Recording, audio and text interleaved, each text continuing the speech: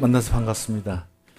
오늘 특별히 우리 한민족 최대 명절인 추석입니다. 정말 조상에게 감사하고 또 우리 가족들과 하나 되는, 또 무엇보다도 우리를 이렇게 하신 하나님께 그런 감사하는 그런 절기죠. 민족의 대이동이 있는 한국은 아마 대단했던 것 같아요. 또 올해도 정말 가장 아름다운 절기가 아닌가. 오늘 그 추석날 이렇게 하나님께 나와서 함께 예배드릴 수 얼마나 감사한지 모르겠습니다. 저는 늘 이렇게 기도할 때마다 빠지지 않고 하는 내용이 있습니다. 오늘 저를 만나는 사람은 행복해지게 해주십시오. 나를 만나는 사람이 행복해지고 그 사람이 가정이 바뀌고 그 교회가 복받고 또 그 공동체가 변화되는, 가문이 변화되는 그런 축복이 저를 통해서 일어나길 바랍니다. 늘 그것이 제 기도 제목입니다. 오늘 짧은 시간이지만 여러분 저를 만나서 행복해지길 바랍니다. 여러분을 만나서 여러분 남편이 행복해지면 얼마나 좋겠어요. 여러분을 만나서 여러분 아내가 행복해지면 얼마나 좋겠어요. 여러분을 만나서 여러분 자녀들이 행복해지면 얼마나 좋겠습니까? 여러분을 만나서 여러분 부모님이 행복해지면 얼마나 좋겠어요. 또 성도들이 함께 이렇게 예배드리며 또 함께 공동체 생활하면서 서로를 행복하게 만들면 얼마나 좋겠어요. 그죠? 저 사람을 만나서 행복하다. 저 사람을 보고 싶다. 그런데 어쩌다 저런 인간을 만났을까? 저 인간이 왜 하필이면 우리 교회에 와 있는 거야? 딴 교회도 많은데 딴 교회로 가지. 원수는 외다며 다리에서 만나는구나. 또 이렇게 생각하면 얼마나, 본인도 얼마나 힘들고 그분도 얼마나 힘들겠어요. 제가 보니까 이 땅에는 두 가지의 종류의 공동체가 있더라고요. 하나는 생명나무 공동체고요. 하나는 선악과의 공동체입니다. 생명나무 공동체는 하나님께서 만들어 주신 공동체.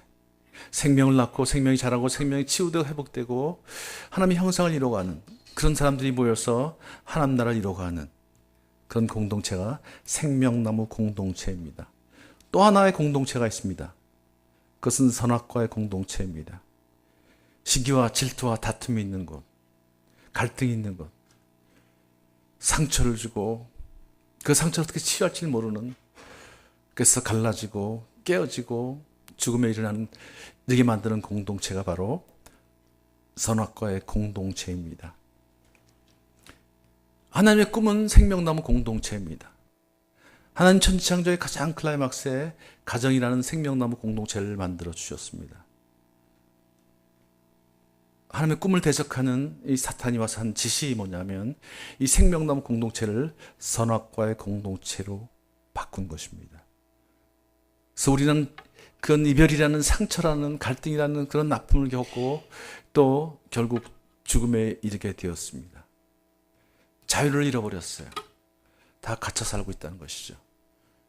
하나님의 꿈은 다시 생명나무 공동체를 회복하는 일입니다. 이것을 위해서 이 땅에 오신 분이 바로 예수님이십니다. 그는 십자가에 못 박혀서 돌아가시면서 우리 모든 인류가 가정 회복을, 구원받는 것도 중요하지만 그러나 구원받는 모여서 생명나무 공동체를 이루기를 원하셨다는 것입니다. 여러분 가정은 생명나무 공동체이십니까? 아니면 선악과의 공동체이십니까? 여러분 교회는 어떻습니까? 생명나무 공동체입니까? 아니면 선악과의 공동체입니까? 오늘 생명나무 공동체가 어떤 것인가를 여러분과 한번 나눠보도록 하겠습니다. 오늘 말씀을 봉독한 것처럼 아담이 가로되 이는 내 뼈 중에 뼈 살 중에 살이라 이것을 남자에게서 취하신 적이 여자라 칭하리라. 창세기 2장 23절의 말씀이죠. 개역 성경은 그렇게 되어 있고요. 이것을 우리말 성경으로 좀 바꾸면 이렇게 되어 있습니다. 아담이 말했습니다. 드디어 내 뼈 가운데 뼈요 내 살 가운데 살이 나타났구나. 이가 남자에게서 취해졌으니 여자라 불릴 것이다. 좀 더 이해가 되죠? 또 표준 세번역을 보면 드디어 나타났구나 이 사람이, 이런 표현이 드디어 나타났구나, 이 사람이. 사실 하나님은 천지창조의 가장 클라이막스의 가정이라는 것을 만들어 주셨는데요, 가정은 우리 인생의 베이스 캠프입니다. 베이스 캠프가 건강해야 우리는 마음껏 세상을 탐구하고 살 수 있습니다. 세상을 정복하고 다스리며 살 수 있습니다. 가정이 건강해야 우리 자녀들은 학교 생활을 건강하게 할 것입니다. 가정이 건강해야 우리 남편들은 직장 생활을, 사회생활을 건강하게 할 수 있습니다. 가정이 건강해야 우리 아내들은 가정적으로서의 삶이 행복합니다. 설거지하고 빨래하고 청소하는 일이 무슨 의미가 있어요, 요즘에.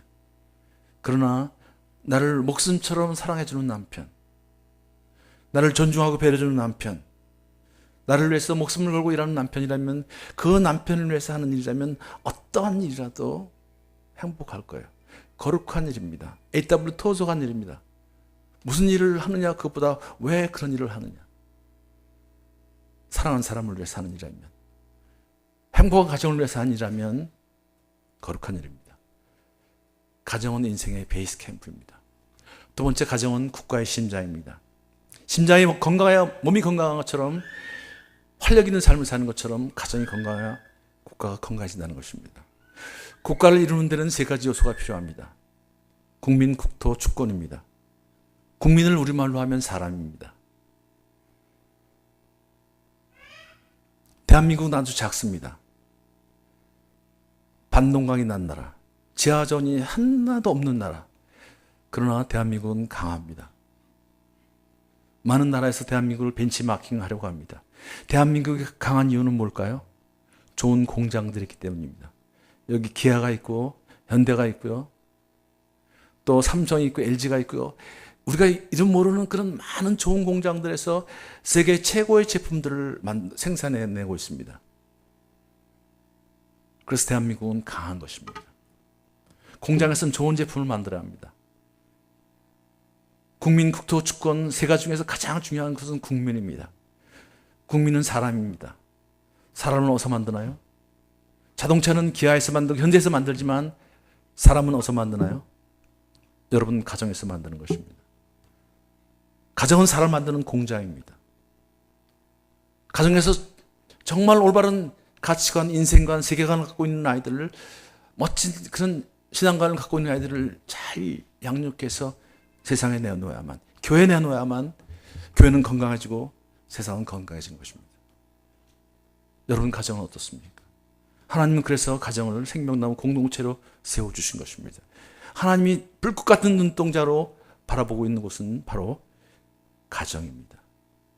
가정이 무너지면 교회도 흔들립니다. 가정이 무너지면 나라도 무너진다는 것입니다. 소련의 멸망의 원인이 뭐예요? 솔제니친의 분석에 의하면 가정의 붕괴였습니다. 로마 제국의 멸망의 원인이 뭐예요? 가정의 붕괴입니다. 가정이 무너지면 다 무너지게 되어 있습니다. 가정은 천지창조의 가장 클라이막스에 만드신 하나님의 꿈이라는 사실, 꿈의 공동체. 하나님은 천지를 창조하시면서 좋았더라, 좋았더라는 말씀을 자주 하셨어요. 그런데 마지막 날은 유독 심히라는 말씀을 쓰셨어요. 심히 좋았더라. 왜 하나님은 심히라는 단어를 사용하셨을까요?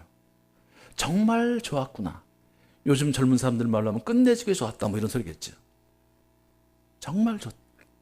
왜 그런 말씀을 하셨을까요? 제가 이렇게 질문하면 많은 사람들이 하나님의 형상을 닮은 인간을 만드시고 하나님께서 정말 좋으셔서 심히 좋았다는 말씀을 하셨습니다 라고 대답을 합니다. 그 대답도 일리는 있습니다. 그러나 정답은 아닙니다. 왜냐하면 창세기 2장 18절에 하나님은 아담이 독초하는 것이 좋지 못하니 not good, 그렇게 말씀하셨어요. 그러니까 하나님의 형상을 닮은 인간을 만드시고 좋았다, 심히 좋았다는 말씀하신 건 아니라는 거예요. 하와를 지으시고 아담과 하와가 그 에덴 동산에서 생육하고 번성하고 충만하고 정복하고 다스리는 그 모습을 그리시면서 하나님은 정말 기쁘셨던 거예요. It's my dream. 그것이 천지를 창조하신 근본적인 목적이라는 거예요. 여러분, 가정이라는 것은 하나님의 꿈입니다. 그런데 사탄이 와서 이 가정을 깨는 거예요. 선악과 공동체로 바꾸는 거예요. 이것이 인류의 비극입니다. 생명나무 공동체는 두 개가 있습니다. 하나는 가정이고요. 하나는 교회라는 거예요. 가정과 교회. 그래서 가정과 교회는 동전의 양면과 같다고 했죠. 가정은 작은 교회, 교회를 큰 가정이라고 하는 이유가 여기 있습니다. 가정은 또 작은 천국이라고 얘기하죠. 예, 가정에서 그런 천국의 경험을 맛보는 거예요. 그건 가족 관계에서 가장 소중한 이 생명나무 공동체에서 천국의 기쁨을 맛보는 거예요. 그래서 정말 이 작은 천국도 이렇게 아름다운데 하나님이 계신 그 천국은 얼마나 아름다울까. 그래서 천국을 더 꿈꾸는 거예요. 그러나 지금 세상은 다, 가정은 다 깨어졌어요. 그래서 살기 싫어요. 그래서 빨리 하나님을 만나고 싶어요. 아니, 여기서는 이렇게 살고 천국에 가서만 잘 살면, 행복하게 살면 되지. 그런 생각을 하는 사람들이 많아요. 우리 자녀들도 말이죠. 엄마 아빠하고 빨리 떨어지고 싶어서 결혼하는 사람 많아요. 그냥 떠나는 사람이 많아요. 꼴도 보기 싫다는 거예요. 그 인간 보기도 싫다는 거예요. 그것이 모든 문제의 근원입니다. 가정의 문제고요. 이것이 교회의 문제입니다. 가정이 건강해야 합니다. 가정이 건강해야 교회가 건강해진다는 사실입니다. 가정이 건강해야 우리 사회가 건강해진다는 사실입니다. 그런데 하나님 참 아까도 말씀하신 것처럼 참 기가 막힌 표현을 하셨어요. 창세기 2장 18절에서 아담이 독초한 것이 좋지 못하니 not good 이렇게 말씀하셨어요. 그리고 하와를 창조하시는데 놀랍게도 하와를 창조한 것은 창세기 2장 21절이라는 거예요. 19절과 20절 사이에 이상한 기사가 있습니다. 왜 하나님은 그렇게 뜸을 들이셨을까?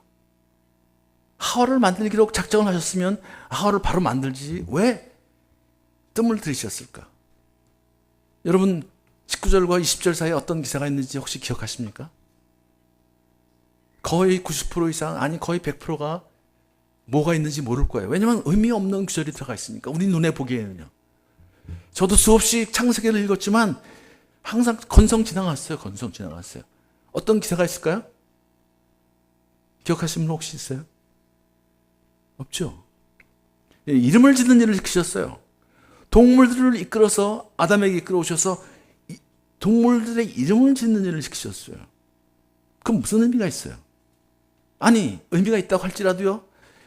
어차피 2장 18절에서 아담이 독초하는 것이 좋지 못하니 내가 돕는 배필을 지으라 그랬으면 하와를 지으시고 19절에 20절부터 니들 둘이 사이좋게 의논해서 동물들의 이름을 지어라. 그리고 동물을 끌어오시면 얼마나 좋아요. 저 같았으면 그렇게 했어요. 얼마나 합리적이에요. 얼마나 논리적이에요. 얼마나 자연스러워요. 그런데 하나님은 우리 인간의 생각과 달랐어요. 하나님의 생각은 인간의 생각과 달라요. 하나님은 하와를 짓기로 작정을 하셨지만 기다리세요. 그리고 아담한테 동물을 이끌어옵니다. 동물 이름을 다 지은 다음에 하와를 짓습니다. 참 이해할 수 없는 순서였어요. 저는 갑자기 어느 날 성경을 읽다가 갑자기 그런 생각이 왜 이랬을까? 이게 무슨 의미가 있을까? 그런데 묵상해 본 결과 거기 놀라운 영적 비밀이 있다는 사실을 알았어요. 여러분, 이름을 짓는 일은 얼마나 거룩한 일입니까? 이름은 누가 져요? 이름은 가장 권위 있는 사람이 지는 것입니다. 이름은 한 사람의 정체성입니다. 한 사람이 하는 일입니다.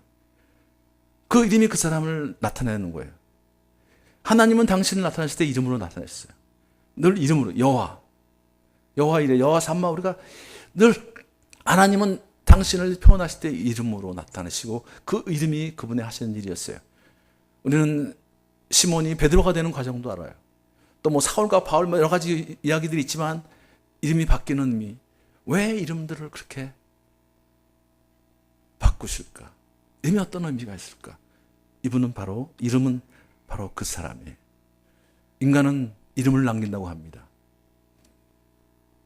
한국 사람도 이름을 굉장히 중요시 여깁니다. 그래서 태명도 있고요. 또 어렸을 때 액땜한다고 또 이상한 이름도 지었고요. 그렇죠? 나중에 성인이 되면 또 다른 이름을 붙여주고요. 또 이름 일찍해서 장명소가 지어서 또 그 장명소에 부탁을 합니다. 또 이 자녀를 낳으면 아버지들은 그때부터 고민이 시작돼요. 이름을 뭐로 할까 말이죠. 그래서 갑자기 보지도 않는 성경을 또 다 뒤쳐보고 성경에 혹시 좋은 이름 없을까 다 찾기도 합니다. 제가 이름하면 생각나는 그런 에피소드가 하나 있는데요. 여러분 김장한 목사님 아시죠? 김장한 목사님 아드님이 두 분이 계신데 두 분 다 목사님이시죠? 김요셉 목사님, 김요한 목사님. 그래서 김요셉 목사님이 이제 결혼해서 첫 아들을 낳았어요. 얼마나 기뻤을까요? 고민이 이름을 짓는 일이었어요. 이름을 뭐로 질까? 암만 생각해도 좋은 이름이 떠오르지 않는 거예요. 그래서 고민하다가 가족들을 다 모인 자리에서 좋은 이름을 지어주는 사람한테는 내가 후히 상금을 준다 그랬어요. 뭐 다른 사람들이 그렇게 관심을 갖겠어요? 아무리 가족이지만 혼자 끙끙 하다가 아이디어가 안 나오니까 성경을 계속 보다가 어느 날 이거 뭐 좋겠다. 그래서 가족들을 다 모았어요. 내가 좋은 이름을 하나 찾았는데 어떠냐. 그래서 신앙의 가장 근본은 순종인 것 같다. 그래서 내가 우리 아들 이름을 순종이라고 짓고 싶다. 또 주위를 둘러보니까 아무도 대답을 안 하는 거예요. 분위기가 좀 썰렁한 거예요. 아무도 대답을 안 해요. 그런데 갑자기 그때 침묵을 깨고 그 어머님께서 이렇게 말씀하셨어요. 얘야, 걔가 왜 순종이냐 잡종이지. 무슨 의미일까요? 예, 김장한 목사님의 사모님이 미국 분이셨어요. 그래가지고 그 순종이라는 이름이 물 건너갔다고 합니다. 그러니까 이름이 주는 그런 거예요. 그런데 하나님이 아담에게 이름을 짓게 하셨어요. 놀라운 사실은 동물들의 이름만 진 것이 아니라 하와의 이름도 지었다는 거예요. 이것이 주는 의미는 대단합니다. 자, 이름을 짓는 과정을 한번 생각해 보세요. 놀라운 사실은 하나님이 아담을 지으셨어요, 먼저. 인간은 하나였어요. 그러나 동물은 쌍쌍이 지으셨어요. 암수를 지으셨어요. 암수를 데리고 오는 거예요. 자, 동물들을 계속 데리고 와요. 얼마나 많은 동물이 있었겠어요. 이름을 짓다 보면 아무리 아담이 IQ가 좋다고 해도 얼마나 헷갈릴까요? 혼돈이 올 거예요. 이름을 지은 것 같기도 하고 아닌 것 같기도 하고 저놈은 그놈 같기도 하고 그놈 같기도 하고 혼돈이 와요.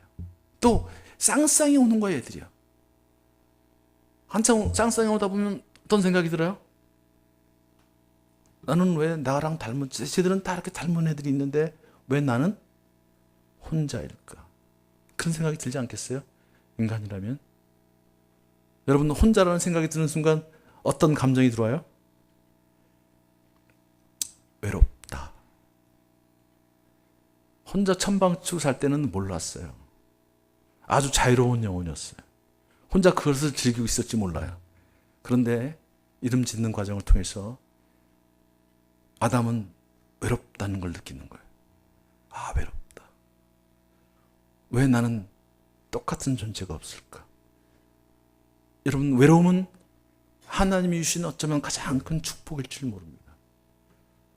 외로움이라는 광야를 통과하면서 인간은 정서적으로 영적으로 성숙해 가는 거예요. 남자로 지어진 이 아담에게 남편이 되기 위해서 이제 영적으로 정서적으로 성숙시켜 가는 거예요. 여러분, 지금 외로운 광야를 통과하고 있습니까? 그렇다면 하나님은 여러분을 더 가까이 만나기를 원하고 계실지 몰라요. 모든 신앙의 위대한 선배들은 외로움의 광야를 통과하지 않은 사람들이 없습니다. 모세도, 요셉도, 다윗도, 심지어 예수님도, 바울사도 다 외로움의 광야를 통과하신 분들입니다. 눈물 젖은 빵을 먹지 않은 사람은 인생을 논할 자격이 없다고 얘기하죠. 상처 입은 치유자라는 말이 있습니다. 여러분이 상처 속에 있습니까? 상처를 받았습니까? 눈물 속에 있습니까? 걱정하지 마십시오. 하나님은 그 외로움이라는 광야를 통해서, 그 고통의 광야를 통해서 여러분을 정서적으로 영적으로 성숙시킬 것입니다. 여러분을 멋지게 사용하실 거예요. 기대하십시오. 그런 과정 속에서 하나님은 계속 동물을 이끌어와요. 정말 아이디어가 고갈이 됐을 거예요. 어떤 아이디어를 쓸지, 이름을 뭘 사용해야 할지 모를 거예요. 그 많은 동물들요. 그럼 어떤 생각이 들었을까요? 누군가가 나를 도와줬으면 좋겠다. 누군가 내 옆에 있어서 나를 좀 도와줬으면, 나를 어드바이스 했으면 좋겠다. 놀라운 생각이 들어가는 거예요. 그런 생각을 해본 적이 없어요. 그러나 동물의 이름을 지으면서 그런 생각이 드는 거예요. 하나님은 아담이 돕는 배필이 필요하다는 걸 하나님은 아셨어요. 그러나 일방적으로 돕는 배필을 지어주지 않으셨다는 거예요. 아담 스스로 깨닫게 만드신 거예요. 그래서 하나님은 인격적인 분이시라는 거예요. 하나님 문을 두드리시는 거예요. 이게 창세기 이야기입니다. 그 많은 동물을 짓고 아마 아담은 탈진이 됐을 거예요. 얼마나 힘든 일이었어요. 아마 혼절했을 것 같아요. 그 자리에서 주저앉았을 것 같아요. 정신을 잃었을 것 같아요. 아마 넋이 나갔을 것 같아요. 그런데 성경은 뭐라고 얘기를 하냐면 하나님이 아담을 깊이 잠들게 하셨대요. 그러나 하나님이 깊이 잠들게 하기 전에 아담은 이미 기절했을 거예요. 아담을 깊이 잠들게 했다는 이야기는 아담의 죽음을 의미합니다. 영적인 의미의 죽음입니다. 첫 아담의 죽음을 통해서 세워진 것이 가정입니다. 두 번째 아담, 마지막 아담 예수님의 죽음을 통해서 세워진 것이 바로 교회입니다. 그래서 가정과 교회는 같다는 거예요. 동전의 양모가 같다는 거예요. 그런데 놀라운 사실은요, 첫 생명나무 공동체인 가정이 세워질 때 놀라운 고백이 들어졌다는 거예요. 이는 내 뼈 중에 뼈, 살 중에 살이라는 그 고백이. 여러분, 이 생명나무 공동체는 그 고백 위에서 세워진다는 거예요. 교회라는 생명나무 공동체는 어떤 고백이 있어요? 이는 그리스도시요 살아계신 하나님의 아들이십니다. 당신은 그리스도시요 살아계신 하나님의 아들입니다. 그 고백 위에 교회가 세워지는 거예요. 여러분 가정은 어떤 고백이 들어지고 있습니까? 여러분 교회는 어떻습니까? 아버지 학교 공동체는 주님 제가 아버지인다는 그 고백을 통해서 세워진 것입니다. 주님 제가 아버지입니다. 주님 제가 아버지입니다. 주님 제가 아버지입니다. 하나님의 대리자로서 가정에 하나님의 사랑과 공의를 경험시켜야 할 책임을 지고 섰다는 거예요. 내가 예수님을 닮은 아버지가 되겠다는 거, 남편이 되겠다는 거, 그런 남자다운 남자가 되겠다는 것입니다. 어머니 학교의 고백은 뭐예요? 주님 제가 어머니입니다. 우리가 흔들릴 때 항상 우리 공동체가 흔들릴 때 어떤 고백이 들려지고 있는가 한번 살펴보셔야 합니다. 이는 내 뼈 중에 뼈, 살 중에 살이다. 그 고백. 그런데 단순히 그 고백이 내 뼈에서, 내 살에서 나왔다. 그런 고백이 이상이라는 거예요. 오늘 제가 말씀드린 과정을 보면 그런 거 아니겠어요? 그렇게 애타게 기다렸는데 드디어 나타났구나. 그런 거 아니에요? 드디어 나타났구나. 나한테도 짝이 생겼구나. 하나님 감사합니다. 얼마나 기뻤겠어요. 얼마나 사랑스러웠겠어요. 그런 고백이 그 안에 담겨 있는 거예요. 가정이라는 공동체. 있는 내 뼈 중에 뼈, 살 중에 살이라는 그 고백. 여러분 다 연애할 때 그런 고백하지 않으셨어요? 나는 너 없으면 죽는다. 너 어디 가서 이제 나타나냐? 그런데 결혼하고 살다 보면 뭐라고 그래요? 어떻게 하면 너 같은 걸 만났냐? 너 때문에 못 살겠다. 이게 죽음의 공동체의 특징입니다. 선악과의 공동체의 특징이라는 거죠. 생명 남은 공동체의 특징을 보면 그렇게 감사가 있었어요. 와, 하나님 저에게도 이런 짝을 주셨군요. 나랑 인생의 길을 함께 걸어갈 그런 동행을 주셨군요. 이런 아름다운 선물을 주셨군요. 이것이 이런 감사의 고백이라는 거죠. 감사는 그런 말 있죠. 소유의 크기가 아니라 믿음의 크기라는 거. 상황을 보지 않고 하나님을 바라보는, 오늘 우리 찬양대에서 부를 때 합력해 선을 올린다. 그래서 하나님의 주권을 인정하는 거 아니에요? 하나님의 주권을 인정하는 사람만이 감사할 수 있습니다. 감사. 그러니까 장미꽃에 가시 주심도 감사하다고 그러죠. 장미꽃에 가시 준 것도 감사하대요. 근데 저는 거꾸로 얘기하고 싶어요. 가시나무에 장미꽃을 주신 거 감사해요. 꽃을 주신 거 감사해요. 원래 장미는 가시나무였어요. 거기에 꽃이 핀 거예요. 여러분, 혹시 여러분이 지금 어려운 가운데 있다고 할지라도 포기하지 마십시오. 그 어려운 속에서 하나님은 꽃을 피우게 할 것입니다. 감사하십시오. 감사가 감사를 낳습니다. 불평이 불평을 낳는다고 하죠. 감사가 감사를 낳는 거예요. 그래서 하나님은 범사에 감사라는 말, 아까 우리 장로님 말씀하실 때 그런 말씀하셨는데, 감사. 여러분 소유 때문에 감사하십니까? 이제는 믿음으로 감사하십시오. 그것이 범사에 감사하는 일입니다. 세상 사람들은 자꾸만 그 상황을 봐요. 그래서 자꾸만 스펙을 쫓는 거예요. 더 좋은 학교, 더 돈을 벌고, 더 권력을 쌓고, 더 지위를 얻으려고 막 애를 써요. 그래서 그때 감사합니다. 그러나 정말 감사하는 사람은 그 감사를 통해서 스토리를 만들어가는 사람들입니다. 스펙보다 더 중요한 것은 스토리입니다. 성경의 인물들은 예외 없이 감사를 통해서 스토리를 만들어가는 사람입니다. 요셉도 마찬가지고요. 다 모세도 마찬가지고요. 다 감사. 여러분 남편 여러분을 힘들게 만드십니까? 그래도 어떡하겠어요? 감사하셔야죠. 여러분 아내가 여러분을 힘들게 만드십니까? 감사하십시오. 왜 감사할까요? 예, 감사하는 동안 내가 성숙해 간다는 거예요. 내가 잘한다는 거예요. 내가 커진다는 거예요. 그러면서 상대방도 변화되는 거예요. 그것이 감사입니다. 감사. 감사할 때, 감사가 힘들 때 우리는 기도하게 돼 있어요. 그래서 기도하는 거예요. 그래서 또 감사하는 거예요. 여러분 계속 감사하십시오. 두 번째는요, 기쁨이 넘쳐요. 그죠? 얼마나 기뻤겠어요. 아담이. 하와도 또 얼마나 기뻤겠어요. 눈 떠보니까 멋진 남자가 있으니까.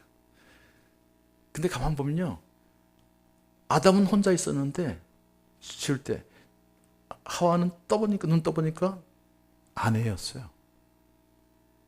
남자가 있었어요. 그래서 그 성경은 뭐라고 그래요? 남자가 부모를 떠나 아내와 연합해 한 몸이 되래요. 그 놀라운 비밀이 있어요. 왜 남자가 부모를 떠나서 아내와 연합해 한 몸이 되었을까? 그건 이따 가정 세미나 때 얘기하겠습니다. 기대하십시오. 가정의 문제는 이 남자와 아내의 싸움이에요. 가정의 문제는 이 남자와 어머니의 싸움이에요. 이 문제만 잘 해결되면 되는데 말이죠. 이 자유로운 영혼들은 늘 남자로 살려고 그래서 문제가 생겨요. 자, 이 첫 번째 생명나무 공동체는 기쁨이 넘쳤다는 거예요. 기쁨이요. 그래서 저는 여러분들에게 좀 실제적으로 좀 적용하고 싶은 게, 여러분 좀 표정을 좀 바꿨으면 좋겠어요. 좀 웃었으면 좋겠어요. 표정이 너무 좀 거룩해요. 너무 경건해요. 좀 이렇게 웃음으로 가득하면 좋겠어요. 우리 예수님은 웃고 다니셨을까요? 아주 경건한 표정을 짓고 다니셨을까요? 거룩하게 성경책 끼고 율법책 끼고 거룩하게 걸으셨을까요? 아주 근엄한 표정을 지었을까요? 아니라는 거예요. 여러분 세상이 알지 못하는 기쁨으로 충만하셨던 분입니다. 그걸 우리에게 주고 싶었던 분입니다. 세상이 알지 못하는 평안으로 가득 찼던 분입니다. 그분 얼굴에는 늘 평안함이 있었어요. 그분 얼굴에는 늘 웃음이 있었어요. 그 증거가 뭐냐 하면 두 가지예요. 하나는 예수님이 웃었다는 표현이 없었다는 거예요. 성경 구절에 예수님이 웃었다는 표현이 있나요? 없어요. 여러분 눈 씻고 보세요. 웃었다는 표현이 없어요. 왜 웃었다는 표현이 없을까? 제가 어느 날 묵상하다가 깨달은 게 있어요. 아, 그렇구나. 늘 웃고 다니셨으니까 웃었다는 표현이 필요가 없구나. 늘 웃고 다니셨던 분이 화를 내니까 그게 기록이 되는 거예요. 늘 웃고 다니셨던 분이 눈물을 흘리시니까 그 사건이 기록이 잘 되는 거예요. 늘 웃고 다니셨어요. 또 하나의 증거는 뭐냐면 아이들이 예수님한테 와요. 제자한테 안 가고요. 왜 예수님한테 갈까요? 아이들이요? 예수님은 웃고 계셨어요. 제자들은요? 경호원들이었으니까 그 당시에 얼마나 근엄한 표정을 지었을까요? 날카로운 눈으로 누가 해코지 않은 놈 없나. 그러니까 안 가는 거예요. 여러분 강아지들도요, 여러분 인상 쓰고 있으면 절대로 여러분 강아지들이 근처로 가지도 않습니다. 저 인상 더럽다 그러고 그냥 피하죠. 여러분 가족을 만날 때 웃으십시오. 여러분 사람들을 만날 때 웃으십시오. 왜 난 모르는 사람들을 만나는데 웃으면서 가족을 보면서 인상을 쓰는지 모르겠어요. 미국 사람들 잘 그러더라고요. 다른 사람들 만날 땐 잘 웃는데요. 한국 사람들은 나의 표정이 없으니까 남을 만나거나 뭐 그 표정이 그 표정이니까 그냥 엘리베이터 타도 그냥 딴 데 쳐다보고 그냥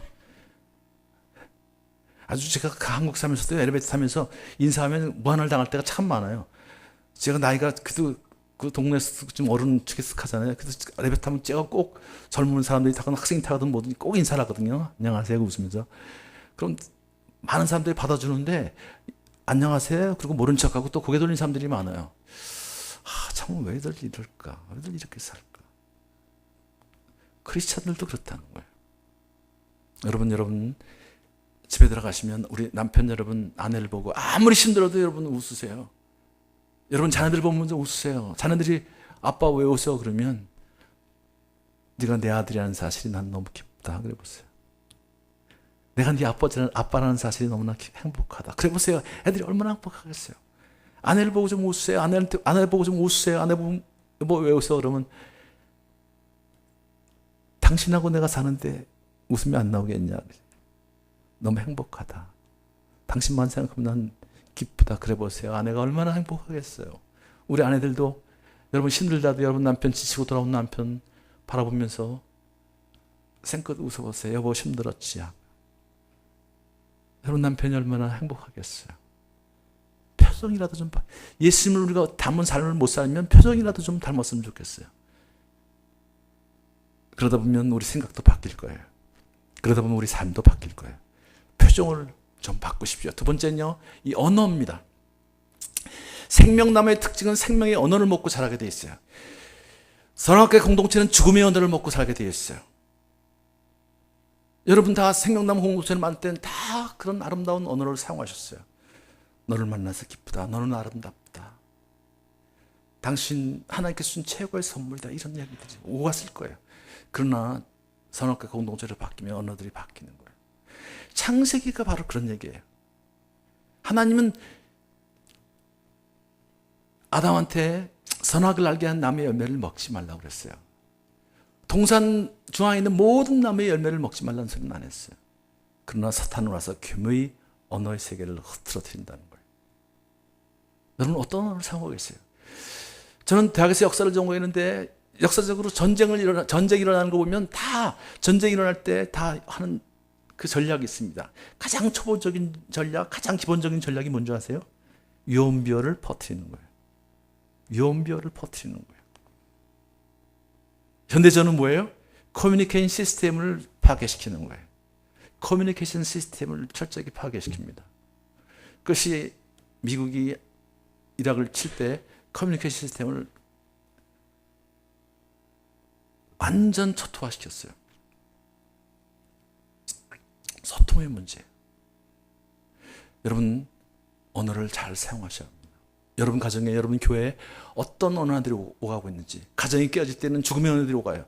교회가 깨질 때, 교회가 흔들 때는 죽음의 언어들이 오가요. 기도하는 대신에 생명의 언어 대신. 어떤 어려움이시라도 여러분 언어를 잘 사용하십시오. 제가 늘 얘기할 때마다 생각나는 그런 아주 감동적인 예화가 있어요. 뭐 여러분 하도 유명한 이야기니까 들으신 분도 있을 거예요. 그 테네시주에 가깝죠. 테네시주에서 오신 분도 있는데 아버지가 섬기느라고 그 테네시주에 한 아이가 남자애가 태어났는데 사상으로 태어났어요. 12살 때까지 그 아이는 늘 외톨이로 자랐어요. 늘 왕따를 당하니까 동네 어른들도 자기 애들이 그 아버지를 모르는 사생하고 어울리기를 원치 않았어요. 늘 외로움 속에 살았어요. 그런데 그 동네에 조그만 교회가 하나 있었어요. 그 교회에 젊은 담임 목사님이 부임한 다음에 그 교회가 굉장히 따뜻하다. 그 교회 가면 위로를 받는다. 그 교회에 있는 사람들이 얼굴이 다 밝아졌다. 그런 얘기를 듣고 그런 소문이 나니까 얘가 거기 교회 한번 가보고 싶었어요. 그래서 망설이다가 그 교회를 가서 예배가 시작됐는데 맨 뒤에 앉아서 예배를 드렸어요. 그리고 목사님이 축도할 때 다 눈을 감을 때 몰래 도망가서 사람 눈을 피해서 집에 가고 그랬어요. 그런데 어느 날 예배에 너무나 큰 감동을 받고 이 아이가 축도 시간이 끝날 때까지 눈을 그냥 은혜에 잠겨 있었어요. 그래서 목사님 축도 끝나자마자 장로님들하고 바깥에 나가서 인사를 하는데 이 아이가 그때 정신을 차린 거예요. 성도들이 다 이렇게 나가는데 그 섞여서 나가게 됐어요. 이 차례가 됐는데 목사님이 웃으시면서, 밝게 웃으면서 그 벤 호퍼라는 아이를 손을 딱 잡으면서 이렇게 말씀하신 거예요. 나는 내가 누구 아들인지 안다. 얼마나 놀랐겠어요, 이 아들이요. 나는 저렇게 사상화를 잘하는데. 장로들도 그 아이의 비밀을 다 알고 있는데, 출생의 비밀을 다 알고 있는데 장로들도 깜짝 놀랐어요. 목사님이 혹시 얘 출생의 비밀을 알고 있는 거 아닌가? 갑자기 목사님이 이런 소리를 하지? 애도 당황하고 있는데요. 그때 목사님이 한마디 더 했어요. 난 내가 누구 아들인지 안다. 얘가 놀린 줄 알고요. 뿌리치고 막 뛰기 시작했어요. 그때 목사님이 그 아이 등에 대고 이렇게 큰 소리를 외쳤답니다. 나는 내가 누구 아들인지 안다. 너는 하나님의 아들이야. 너는 하나님의 아들이란다. 하나님의 아들답게 당당하게 살아라. 하나님의 아들답게 당당하게 살아라. 그리고 그 벤 호퍼는 나중에 테네시 주지사가 되었답니다. 주지사로 취임하는 날 취임 연설에서 맨 처음에 이렇게 얘기했답니다. 12살 때 내가 그 교회, 작은 동네의 작은 교회에서 그 젊은 목사님으로부터 너는 하나님의 아들이야. 너는 하나님의 아들이야. 그 이야기를 듣는 순간 테네시 주지사가 태어난 날입니다. 여러분, 이것이 생명나무 공동체입니다. 여러분 가정에서, 여러분 교회에서는 어떤 언어들이 오가고 있습니까? 이제 우리의 언어를 바꿔야 합니다. 생명의 언어로 바꿔야 합니다. 죽음의 언어가 아닙니다. 생명의 언어입니다. 저는 온누리 교회를 사랑하는 이유가 있습니다. 온누리 교회도 많은 문제가 있어요. 이 지상에 있는 교회가 문제가 없는 교회가 있어요. 하나님, 온누리 교회 하영재 목사님 갑자기 세상을 떠나셨을 때 얼마나 세상 사람들이요, 많은 교인들이요, 아니 다른 교회 사람들이 온누리 교회는 무너진다, 온누리 교회는 흔들린다, 그런 소리를 많이 했거든요. 그러나 놀라운 사실은 온누리 교회는 흔들리지 않았다는 거예요. 저도 청빙위원회 한 사람으로 있었지만 놀라운 사실은 다 교회 곳곳마다 다 기도하는 모임들이 있었어요. 수군수군 되는 사람이, 후계자가 누구냐 하는 수군수군 되는 사람들이 없었어요.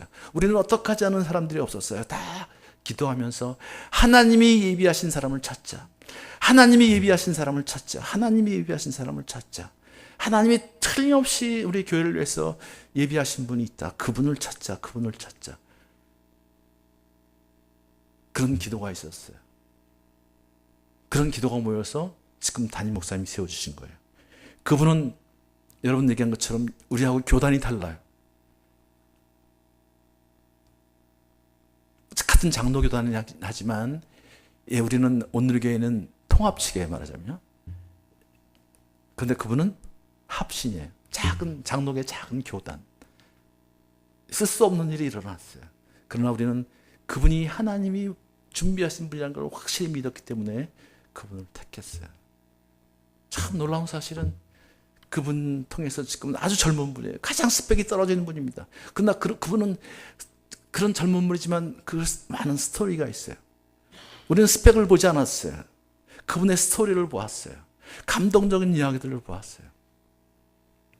예를 들면 뉴저지 초대교회에서 담임 목사님을 하다가 정말 작은 교회를 3,000명으로 부흥시켜 놓고 3년 만에 온누리교회가 한 목사님이 아프셔서 어려울 때 한 목사님이 와서 나를 좀 다시 도우라. 그때 두말 안 하고 사표를 내고 오신 분입니다. 부목사로요. 그것도 그 부목사님 중에 정말 대선배들이 많았어요. 이분이 전도사 시절에 그 수석 부목사 있던 분이 아직도 온누리교회에 있었어요. 그런데 그분은 그냥 오셨어요. 많은 사람들이 비웃었어요. 당신 무슨 개런티를 받고 가냐? 그 개런티가 어디 있어요? 그러나 오셨어요. 그분의 믿음이었어요. 그냥 그분은 그 주어진 상황에 감사하고 기쁨으로 오셨어요. 그리고 다시 시작했어요. 그런 스토리가 있는 거예요. 지금 온누리교회는 또 그래서 제2기 사역을 그분을 통해서 또 정말 아름답게 이루어가고 있어요. 저는 이런 공동체, 완벽한 공동체는 없습니다. 다 죄인들이 모여 사는 것이죠. 그러나 끊임없이 생명나무 공동체 추구하는 공동체. 저는 여러분 교회가 그런 교회가 되길 바랍니다. 세 번째는 사랑입니다. 얼마나 사랑스러웠을까요? 하나님 주신 최고의 선물, 가장 아름다운 선물이요. 그런 기쁨, 그 표현을 하는 거예요. 이는 내 뼈 중에 뼈, 살 중에 살이라는 그 고백. 와, 너 어디 갔다 이제 왔어? 내가 당신을 얼마나 보고 싶은 줄 알았어? 당신이 내게 하나님 주신 최고의 선물이야. 이런 고백 아니에요? 이 고백이에요. 이런 고백을 하는 거예요. 여러분, 그런 고백을 하셔야 합니다. 근데 우리는 사랑을 표현할 줄 몰라요. 울리지 않은 종은 종이 아니라 그래요. 종은 반드시 울려야 합니다. 사랑은 반드시 표현되어야 합니다. 그런데 남자들은 표현을 안 해요. 그러면서 뭐라 그러냐면, 그걸 꼭 말려야 됩니까? 돈 벌었으면 됐지. 그래서 아버지 학교에서 숙제를 내주면요, 좀 아내를 좀 안아주고 사랑한다고 고백하고, 이 숙제를 이거 하나 내주거든요. 근데 그걸 그렇게 어려워하세요. 그러면서 아버지 학교는 숙제가 너무 어렵대요. 안아주십시오. 그게 안 안기다가 안 오면 말이죠, 아내들이 뭐라 그런대요? 예, 아내들이 당황하는 거예요. 갑자기 왜 이래? 당신 사고 쳤어? 그러고. 당신 어디 아프냐? 그러고. 당신 돈 필요하냐? 또 그런 사람들. 또 어떤 분은 심지어는 당신 약 먹었냐? 그러고. 안아주질 않으니까 말이죠. 안아주고 사랑한다고 고백하십시오. 따뜻한 말로 안아주십시오. 행복한 가정을 원하세요? 따뜻한 말과 함께 안아주십시오. 고맙다고 얘기하십시오. 당신이 나를 이렇게 가정을 지켜서 고맙다고 얘기하세요. 또 미안하다고 그래서 안아주십시오. 그것이 다 사랑입니다. 사랑. 가정은 사랑의 공동체예요. 감사의 공동체예요. 기쁨의 공동체예요. 자, 쌍둥이 여러분 얘기 아시죠? 카이 잭슨하고 브리엘 잭슨이 1995년도 매사추세츠의 그 메모리얼 그 병원에서 태어났어요. 쌍둥이로.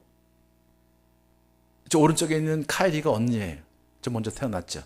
근데 애들이 12주를 먼저 태어났어요. 그 미숙하죠. 그래서 태어날 때 1kg밖에 안 됐어요. 근데 동생이 이 브리엘이 심장에 문제가 있었어요. 그래서 계속 힘들어하는 거예요. 정말 심장이 건강해도 1kg니까 12주가 먼저 태어났으니까 얼마나 힘들겠어요. 애들이 생존을 해서 사투를 벌이는데 이 브리엘이 죽어가는 거예요. 심장에 문제가 있었어. 그래서 의사가 그 부모들한테 포기를 하라고 합니다. 도저히 안 되겠다. 그래서 부모들이 브리엘을 붙들고 눈물로 기도하며 이렇게 얘기합니다. 얘야, 정말 미안하다. 너는 아픔이 없는 거, 슬픔이 없는 천국에 가서 잘 살아라. 이렇게 이별까지 합니다. 그런데 그때 제 아이를 돌보던 간호사가 하는 생각을 합니다. 제 아이들을 한번 같이 놓으면 어떨까? 그래서 담당 의사가 거절하는 거예요. 그런데 제 브리엘이 갑자기 그 연결되어 있는 그 기계에서 이상한 소리가 나니까 그냥 간호사가 저 언니를 갖다가 동생 인큐베이터에 넣습니다. 근데 놀라운 사실은요, 들어가자마자 저 카이리가 동생을 감싸 안는 거예요. 그럼 안아주는 거예요. 얼굴을 맞대고요. 근데 놀라운 사실은 조금 있으니까 계기가 정상으로 돌아가기 시작하는 거예요. 간호원이 깜짝 놀라서 찍은 사진이 바로 저 사진입니다. 그런데 저 아이들이 어떻게 됐을까요? 네, 저 아이들이 이렇게 자랐습니다. 사랑은 기적을 만드는 거예요. 이것이 가정입니다. 이것이 가족입니다. 여러분 사랑은, 여러분 가정은 어떻습니까? 여러분 교회는 어떻습니까? 에모토 마사라는 일본의 과학자가 물컵에다가 물을 담아놓고 물의 결정체를 찍는 데 성공했어요. 이분이 이 물컵에다 물을 담고 사랑해, 고마워 이런 말을 들려준 다음에 물의 결정체를 찍었어요. 그랬더니 이렇게 결정체가 나타났다는 거예요. 얼마나 아름답습니까? 저런 물을 육각수라고 해요. 육각수. 생명수예요. 이분은 무신론자인데 이분이 그런 말을 했어요. 조물주가 있는 것 같다.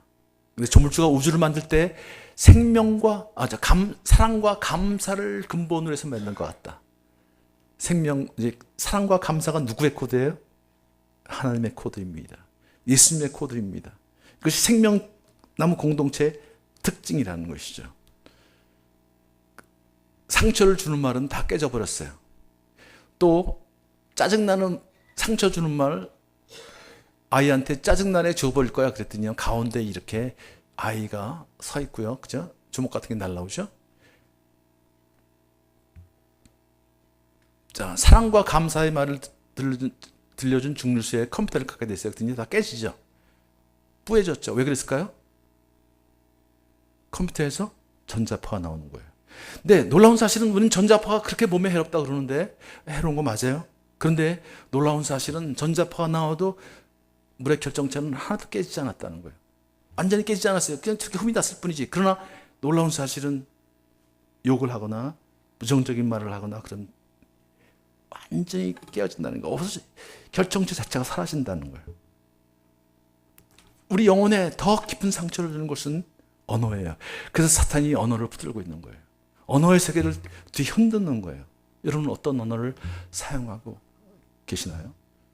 오늘부터 이제 생명의 언어로 바꾸십시오.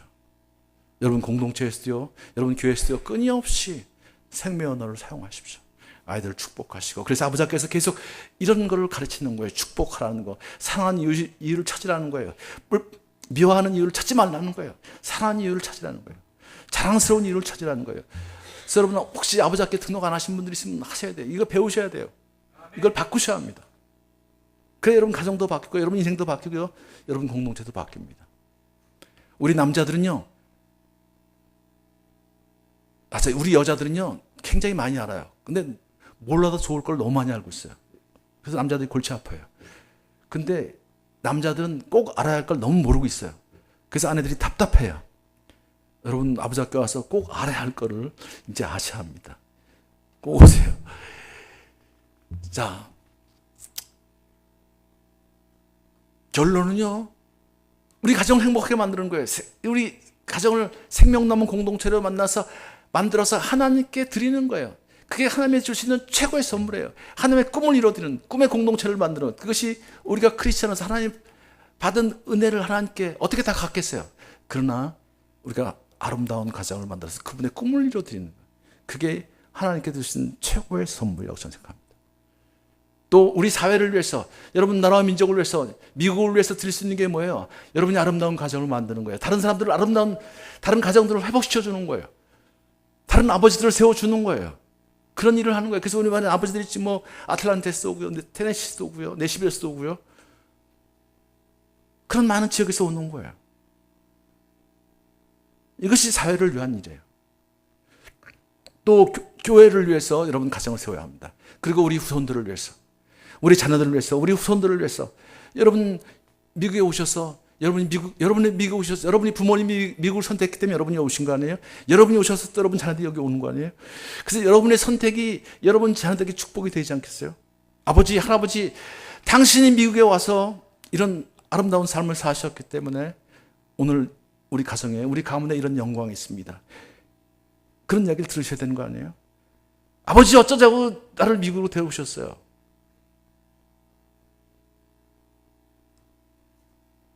그럼 어떤 일이 일어나겠어요? 얼마나 비참하겠어요? 이것이 아버지의 양육입니다. 자, 마지막 영상 하나 보고 마칠게요. 제가 추석 되니까 혹시 이제 여러분 보시는지 모르겠는데,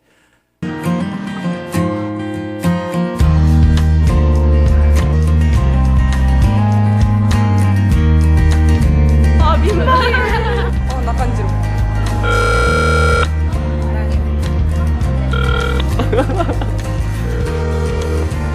지훈아. 엄마 사랑해. 아빠 사랑해요. 사랑합니다. 엄마 사랑해. 나도 사랑해. 사랑해. 돈 보낼게. 이 그거. 뭐냐고? 못 먹을 거 먹었어? 아니. 낯을 먹었어요? 아니야. 예, 돈 필요해? 아니. 너 나쁜 짓 하고 그런 거 아니지? 아니야. 우리 아들 맞아? 네, 내가? 응? 너 그런 말도 할 줄 아냐? 아빠한테 혼날 거 생겼지? 사랑하니까 사랑한다 하지. 사랑은 내가 너한테 아유 우리 정우가 웬일이야? 옛날에 엄마 사랑해 많이 하더니 요즘 그만을 듣는다. I love you. 아니야 내가 더 많이 사랑해. 간다. 나는 사랑해. 엄마. 눈물 날 것 같다. 왜 엄마 생각이 났을까? 나는 엄마 생각이 나도 모르겠는데. 한 일 있었는데 갑자기 엄마가 눈물이 흐르네요. 아니 무슨 일 있었던 건 아니고 그냥 엄마 생각이 많이 났어 오늘. 아이고 아빠야, 제 오래 살아야 되겠네. 사랑해. 왜? 뜬금없이 상황에 샀네. 힘든 일 없어? 응, 오빠. 왜? 아빠 뭐 필요한 거 없어? 뭐 필요한 거 없어? 없죠. 없다. 자식이나 못하겠 진짜. 잠깐만. 네가 말이나 잘 들어. 이거 나는 아들이 필요한데요. 오늘 생일 아닌데? 나누셔도 아니고 그냥 네가 아침밥만 잘 먹었으면 좋겠어. 웬일이야. 너 로또 받았니? 계속 들었어 그래서? 아니 그건 아니고. 넌 너만 쉬면 돼. 아들 이상규가 좋은 직장에 취업하는 게 내가 필요한 거야. 엄마 너만 좀 자전거 탈 때 위험하지 않게 자전거 모자 하나 사는 게 소원이다. 맨날 아침에 나갈 때 들어올 때 한 번씩 안아주기 이런 거 해줘야지. 그래서 니들만 빨리 오면 돼. 올 때 새우깡 한 봉지만 사와. 양말이나 사. 양말이라서. 그것도 청소기 갖고 싶은데. 로봇 청소기? 엄마 많더라. 옷, 외투. 네, 엄마가 근데 양말을 말씀을 하셨잖아요. 그리고 네. 보내드릴 테니까. 진짜요? 우와. 우와.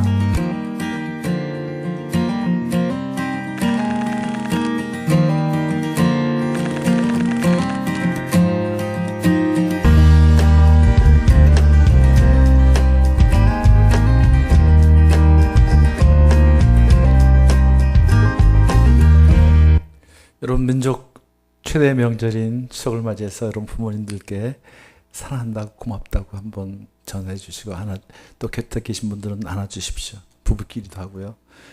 또 자녀들한테도요. 사랑한다고 또 고맙다고 그렇게 격려해 주십시오. 여러분 교회에서도요. 또 우리 전도사님 얼마나 힘드세요. 목사님도 안 계신데 또 장로님도 얼마나 힘드세요. 서로 격려하고 안아주시고 고맙다고 그렇게 격려하는 그래서 아름다운 그런 생명넘 공동체를 세워가십시오. 기도하겠습니다. 하나님